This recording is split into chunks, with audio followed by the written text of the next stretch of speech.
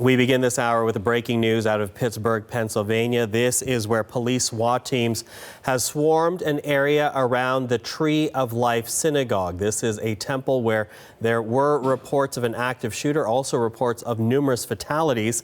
Police telling people in the area to stay in their homes and shelter in place. Police are now reporting they have a suspect in custody. We are tracking the very latest for you right here on CBC News Network, and we begin our coverage with the CBC's Stephen D'Souza. He is watching from New York as all of this unfolds. So what have you been able to find out so far, Steve? Well, this is a situation that developed just a couple of hours ago, and it's an ongoing situation, so you'll have to bear with us as we provide information that's as up to date as possible. But it appears that the congregation was gathering just after 9:45 this morning.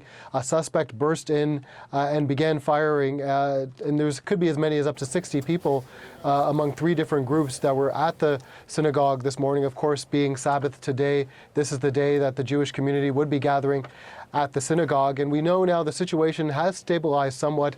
The suspect did surrender himself to police, but in terms of the damage and the carnage that was left behind, still getting conflicting reports as to the numbers there. We did hear briefly from officials on the scene. Let's take a quick listen to what they had to say. At this time, the suspect in the shooting is in custody. We have multiple casualties inside the synagogue. We have 3 officers who have been shot, and at this time we have no more information because we are still clearing the building and trying to figure out if the situation is safe, if there are any more threats inside the building. So that's all we have at this point, but the shooter is in custody. We have multiple casualties and 3 officers shot. Thank you. Can you take a step by step? Mr. Mayor, could you add anything at all? We're being told. Once the situation stabilizes, there's still a lot of information that's missed. We just got to wait and we want to be sure when we have everything. So we'll be coming back to you. There are fatalities, but we're not commenting yet on what there are. We'll be back to advise the media on a regular basis, but at this point, that's all we have. Okay. And we're still asking residents to stay inside their homes. Now that update was given in the last hour. We are hearing that the situation may in fact be clear on the ground, that the suspect did surrender himself to police, but as you heard there, did shoot 3 officers. So 3 officers have been shot. Their condition is not known at this point, and you did hear them mention a number of times that there are multiple casualties. Just scanning local media in the Pittsburgh area, we're seeing numbers anywhere from 4 to possibly 8 dead. Of course, it is still early on, and so we don't want to say a specific number at this point just yet, but those are the early reports.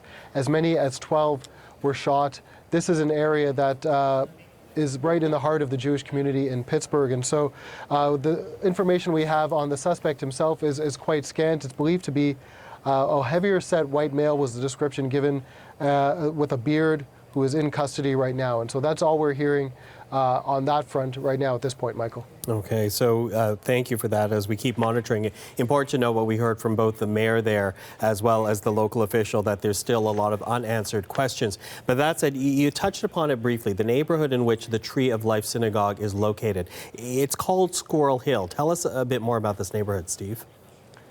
That's right. I was listening to some of the former officials, a past president of the congregation who was actually on his way to the synagogue for services this morning when he got word that an active shooter situation was taking place. And he was saying that this is about where 50% of Pittsburgh's small Jewish population resides, in a very residential neighborhood, and that in terms of security, it was something that they had considered.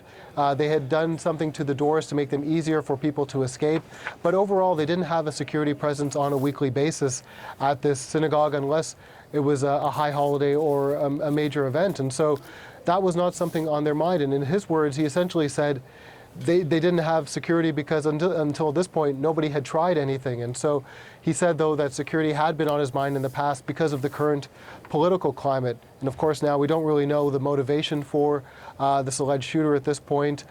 So we'll have to wait and see just what develops on that front. But definitely a situation where a soft target being hit at a time when there were families, people congregating at a time when they would be congregating. And so we're seeing different reports that there possibly might have been suspicious packages in the building, and so police were attempting to clear those.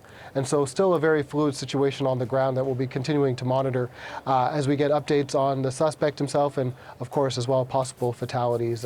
As you heard there, police saying that there are multiple fatalities, and so the situation we'll be monitoring quite closely to see what develops.